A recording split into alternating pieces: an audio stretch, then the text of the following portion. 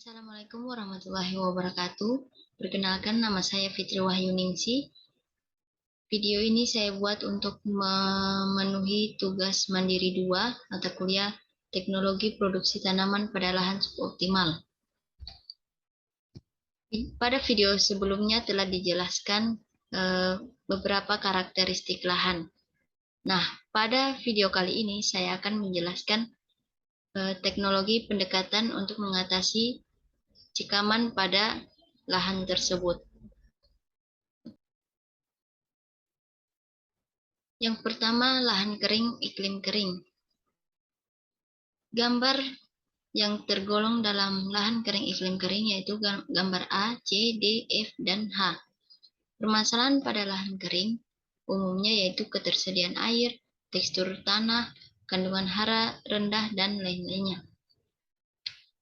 Teknologi yang dapat digunakan untuk mengatasi cikaman tersebut adalah yang pertama, aplikasi biochar dan pemanfaatan rhizobakteri. Sebelum itu, kita harus ketahui terlebih dahulu, biochar adalah arang hitam yang berpori hasil dari proses pemanasan biomasa pada keadaan oksigen yang terbatas. Bahan baku biochar sendiri dapat kita temui dengan mudah, yaitu seperti serpihan kayu, tempurung, jerami padi, dan limbah pertanian lainnya. Pengaplikasian biochar ke dalam tanah dapat meningkatkan kandungan bahan organik tanah, pH tanah, dan dapat mengefisiensikan penggunaan pupuk kimia.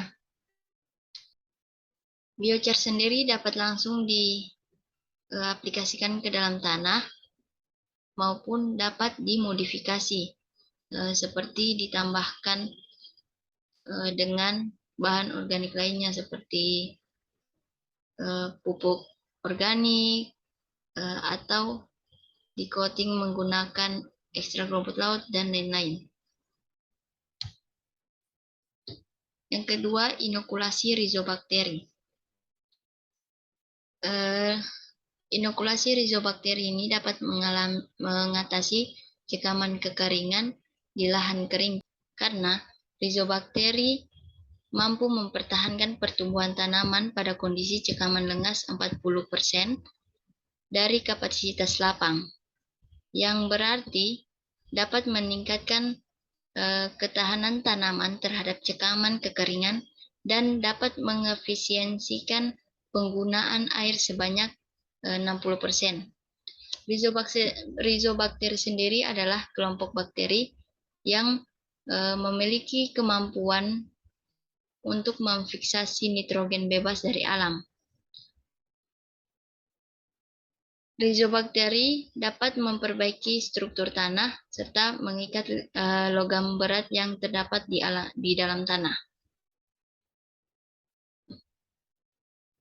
Pada lahan rawa lebak, salah satu cara mengatasi cikaman abiotik pada lahan rawa lebak adalah melalui pengaplikasian biochar di perkaya lindi. Aplikasi biochar ke tanah dapat membantu mencegah kehilangan unsur hara dan mempertahankan kelembaban, serta meningkatkan kapasitas tukar kation yang akan meminimalkan resiko pencucian kation. Sedangkan lindi sendiri dapat bermanfaat sebagai pupuk cair karena mengandung beberapa unsur hara seperti C organik, NPK, dan elemen logam lainnya, serta mengandung substansi humat yang memicu aktivitas mikroba pendaur nitrogen. Lahan gambut. Kendala pada lahan gambut yaitu mudah terevaporasi pada kondisi musim kemarau yang ekstrim. Selain itu, memiliki porositas yang tinggi dibanding dengan jenis tanah lainnya, sehingga kemampuan dalam memegang air sangat rendah. Hal ini dapat diatasi dengan pemberian biochar ke tanah, karena biochar berfungsi untuk meningkatkan fungsi tanah, meningkatkan karbon, serta memiliki kemampuan menahan air atau water holding capacity. Biochar juga berpotensi untuk memperbaiki kesuburan tanah karena mempunyai afinitas tinggi dan persisten dalam tanah. Selanjutnya, lahan rawa pasang surut. Kendala pada lahan ini yaitu adanya pengaruh air laut sehingga menyebabkan tanah di sekitarnya memiliki kadar garam yang tinggi. Teknologi yang dapat digunakan untuk mengatasi cekaman abiotik tersebut adalah biochar diperkaya bubuk cangkang kepiting. Cangkang kepiting sendiri mengandung kitosan yang dapat mengabsorpsi logam berat, antimikroba, dan penjernih air.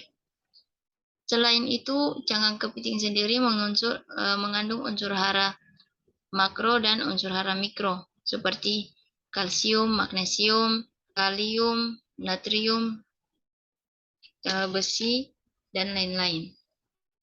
Sedangkan biochar sendiri lebih efektif menahan unsur hara untuk ketersediaannya bagi tanaman dibanding bahan organik lain seperti serasa daun, pupuk kandang, dan lain sebagainya. Yang terakhir adalah lahan kering masam. Tingkat produksi pada lahan ini umumnya sangat rendah karena kendala yang dihadapi yaitu pH rendah, keracunan aluminium, mangan, serta kekehatan unsur-unsur hara penting seperti NP, Ca, atau magnesium. Upaya untuk meningkatkan produktivitas dan kesuburan tanah pada lahan masam dapat dilakukan dengan menggunakan aplikasi formula pupuk hayati konsorsia Azotobacter sp dengan Pseudomonas sp. Bakteri Azotobacter merupakan salah satu bakteri penambat N bebas dari kelompok bakteri penambat nitrogen non-simbiotik yang mampu menambat nitrogen dalam jumlah cukup tinggi sehingga mampu meningkatkan ketersediaan nitrogen dalam tanah. Selain itu, unsur N juga diperlukan untuk membentuk senyawa penting di dalam sel, termasuk protein.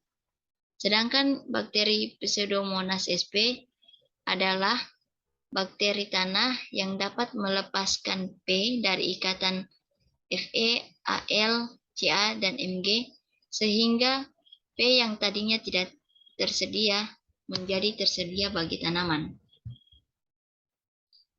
Demikian presentasi dari saya.